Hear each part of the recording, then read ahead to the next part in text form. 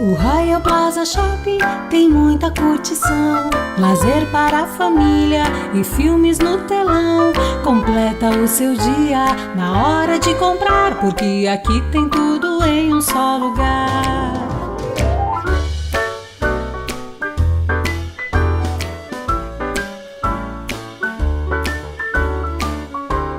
O Royal Plaza Shopping é completo com você.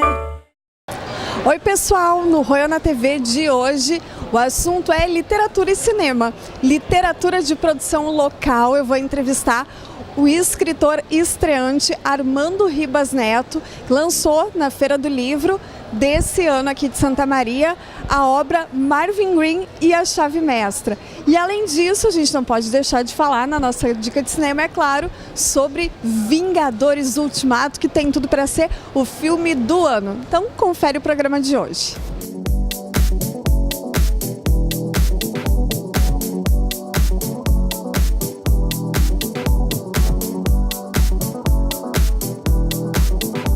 E a minha entrevista especial hoje aqui no Royal Plaza Shopping é com Armando Ribas Neto, autor de Marvin Green e a Chave Mestra. Livro esse lançado na Feira do Livro de Santa Maria. Todo mundo corre lá para saber um pouco mais dessa história que mistura magia, mas com cenários do Rio Grande do Sul. Armando, tudo bem? Tudo bem, como é que está? Tudo ótimo, melhor agora conversando contigo. Antes da gente adiantar um pouco dos enredos da história, enfim, do que Marvin Green, como ele vai se aventurar, queria que tu contasse um pouquinho para quem está nos assistindo sobre essa tua veia literária, né? Publicitário de formação, a escrita faz parte do teu dia a dia, mas e a literatura fantástica, como é que ela aparece na tua vida? Bom, como eu te disse, né, como nós conversamos, tu falaste bem, eu sou publicitário há 30 anos, então escrever faz parte do meu trabalho, do meu dia a dia, né, da minha profissão. E escrever também iniciou até antes disso, quando eu era ainda menino e adolescente, eu já escrevia, participava de concursos como cronista. Em outra entrevista ao Diário de Santa Maria, tu falaste que é uma aventura universal, que ela pode ser lida, apreciada em qualquer canto do mundo, mas ela tem traços muito locais, muito regionais. Como é que foi a construção desse enredo nessa que é a tua obra de estreia? Tá bem. Bom, o que é importante para mim foi o seguinte, eu tive algumas viagens, né, ao longo da minha vida, e eu via isso sempre que, especialmente assim, os europeus, eles cultivam muito os seus valores, os seus locais. E com isso, hoje, a história, não a história histórica, a história literária, ela contribui muito para isso. E eu vejo por que a gente não pode aqui também apreciar os nossos locais. Então eu procurei criar uma história que se passasse no meu mundo, nas minhas experiências.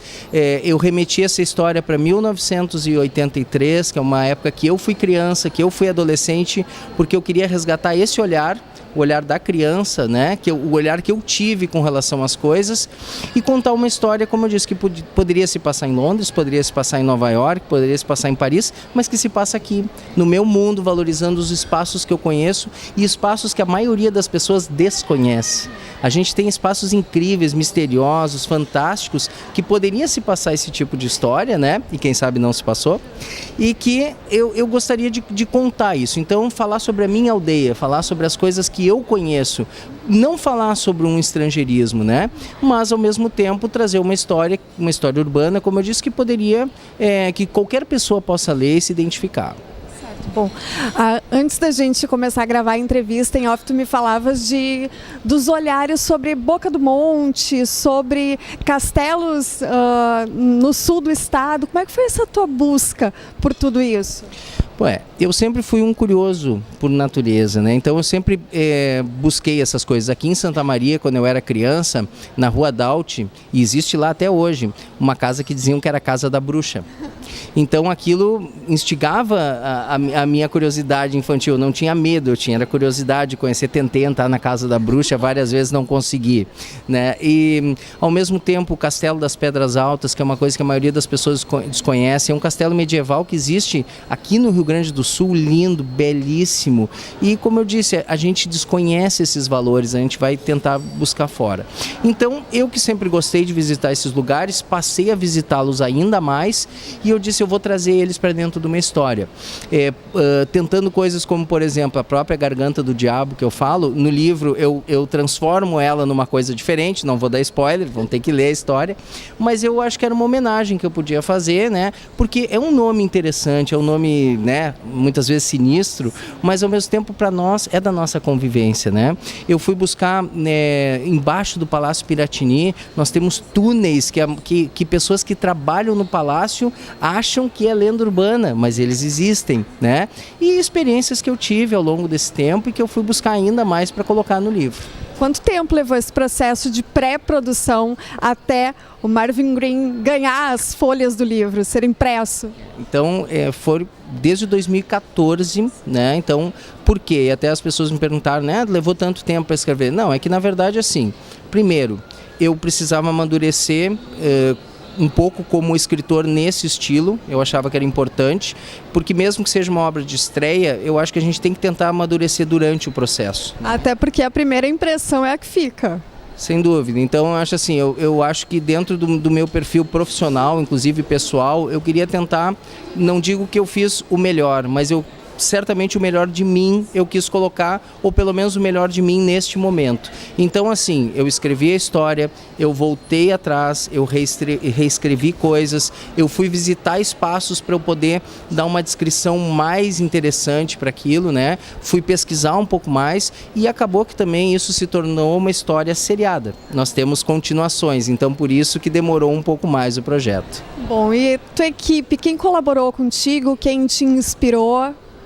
Bom, para começar, quem me inspirou foram várias pessoas da minha convivência, pessoas inclusive que não são necessariamente minhas amigas ou coisa assim, ou pessoas que eu conheci na vida, né? Porque eu acho que assim, para te criar personagens e dar humanidade para eles, deixar eles realmente humanos, ou seja, qualidades, defeitos, bons e maus humores, personalidade, a gente tem que se espelhar na realidade. Então isso foi uma coisa importante. E quem participou basicamente do processo assim foi muito a minha família, porque afinal de contas assim, minha mulher e minhas filhas viajaram muito comigo nessas coisas, tiveram a paciência de me aguentar enquanto eu estava tirando foto de coisas que elas não tinham ideia do que eu estava fazendo. Elas, mas o que tu está filmando aí ou fotografando, pelo amor de Deus? Eram as ideias vindo e que eu precisava registrar. Bom, e as filhas então serão as primeiras leitoras do Marvin Green? Olha, eu tenho duas filhas, uma de 6 anos e outra de 10 anos, né? E, na verdade, até inclusive a minha filha de 10 anos, nesse processo, acompanhando tudo, o ano passado, um ano antes que eu lançasse, ela quis lançar um livro. A gente tem tudo para se deliciar lendo Marvin Green, mas eu dei uma espiada no livro antes e vi que o prefácio é de alguém muito especial também, teu pai. É que o meu pai, assim, inclusive o prefácio dele, quem tiver a oportunidade de ler o livro, vai ver ali uma história muito verdadeira. O meu pai, quando nós moramos a vida inteira na fazenda, para fora, né? Nós moramos numa zona rural. E o meu pai, quando nós éramos pequenos, nós não tínhamos luz elétrica em casa. Porque, enfim, não chegava lá a luz. Então nós esperávamos o meu pai chegar do campo, das atividades dele rural, para ir tomar o banho, que era o banho com chaleira esquentada. E enquanto ele tomava o banho dele, nós, os 4 irmãos, né, que éramos, nos reuníamos dentro do banheiro, ao redor dele, para ele nos contar histórias. Porque meu pai a vida inteira foi um grande leitor e foi um grande contador de histórias também, especialmente para nós, os filhos, né? Então eu achei que era importante e eu não podia escolher outra pessoa que não ele para fazer o prefácio desse livro. Então eu acho que também a história tem esse lado de alguns resgates de valores, de valorização das coisas mais importantes para a gente. Bom, mas além do livro, tu trouxeste também a varinha, que é fundamental ao longo da história, certo? Me conta um pouquinho dela. As varinhas, na verdade, eu não tenho só essa. Tem uma coleção. O que acontece com relação à varinha? Falando então, tu falaste do meu pai. Meu pai me contou uma vez a história de como o escritor que contou as histórias do 007 fazia. Ele resolveu viver o personagem ao máximo, que até ele acabou, infelizmente, morrendo por causa disso, de tanto que ele abusou das aventuras do James Bond. Mas ele, assim, ele achava que era importante ele conhecer os lugares, ele viver, ele experimentar as comidas. E eu disse assim, bom, como é que eu vou escrever? Eu sou publicitário. Como é que eu vou escrever sobre magia, que é um assunto que eu desconheço? Eu não tenho um dom de fazer magia, né? Mas respeito a todas as correntes e tudo mais, e fui atrás dessas informações.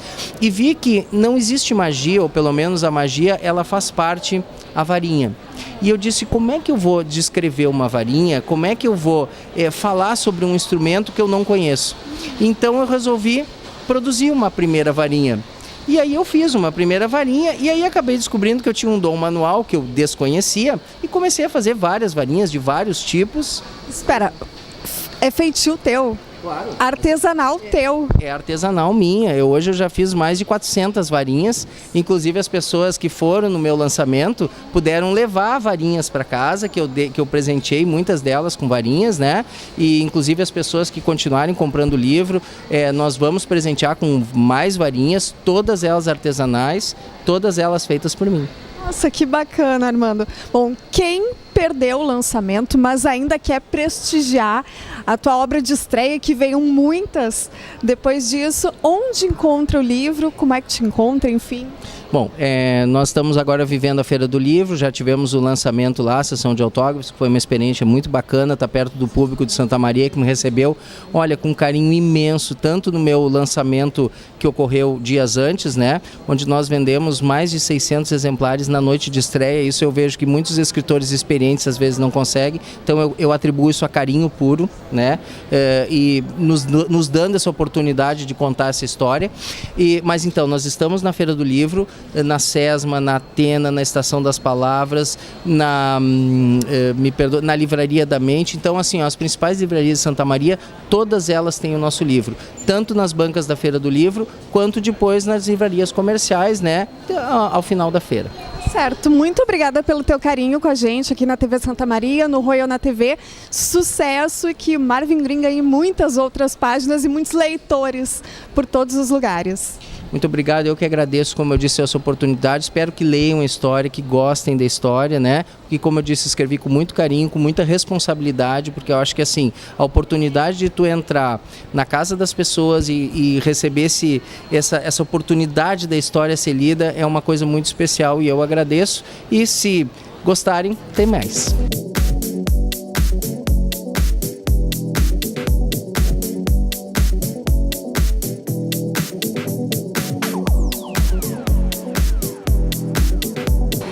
E a dica de cinema direto aqui do terceiro andar do Royal Plaza Shopping não podia ser outra. É a estreia mais esperada de 2019 para os fãs dos super-heróis e do universo da Marvel. É claro que eu estou falando de Vingadores Ultimato, esse que teve a pré-estreia mais avassaladora do cinema dos Estados Unidos nos últimos tempos. Quebrou inclusive os recordes de Star Wars. Então, se você também é fã do universo Marvel e quer saber se o vilão Thanos vai se dar mal ou não no fim dessa história, confere no site do Arcoplex Cinema, aqui do Royal Plaza Shopping, os horários e as salas em que o filme está sendo exibido. Tem dublado 3D e também legendado, enfim, para todo mundo se divertir. Garanta sua pipoca e garanta o ingresso rápido, afinal de contas vocês já viram que a bilheteria tá lotada, com todo mundo querendo curtir esse filmaço. Na pré-estreia, olha, todo mundo enlouquecido, galera postando nas redes sociais, spoiler, não se preocupe, eu não vou dar spoiler por hoje, mas todo mundo, né, que celebra o mundo nerd encantado com esse filme. Então, confere um pouco do trailer e vem pra cá assistir também.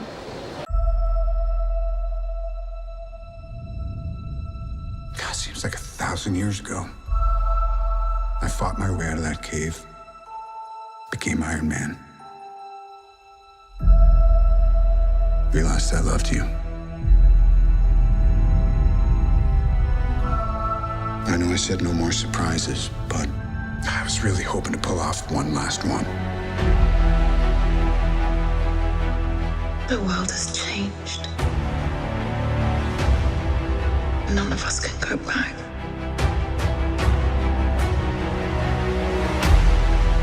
All we can do is our best.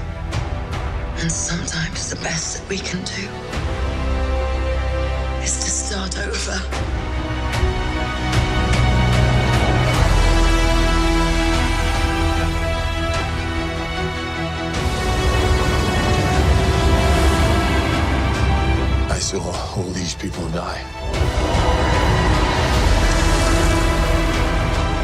telling everybody they should move on. Some do, but not us. Even if there's a small chance, we owe this to everyone who's not in this room to try. We will. Whatever it takes. Whatever it takes. Whatever it takes.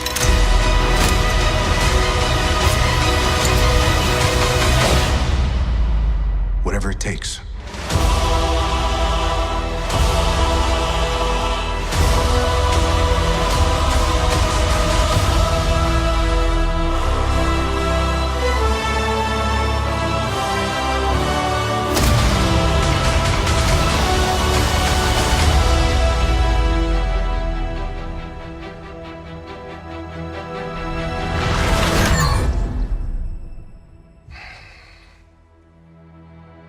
I like this one.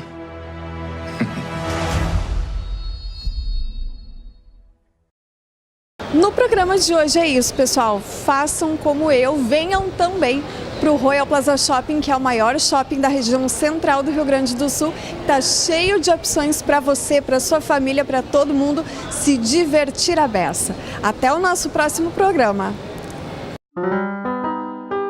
O Royal Plaza Shopping tem muita curtição, lazer para a família e filmes no telão. Completa o seu dia na hora de comprar, porque aqui tem tudo em um só lugar.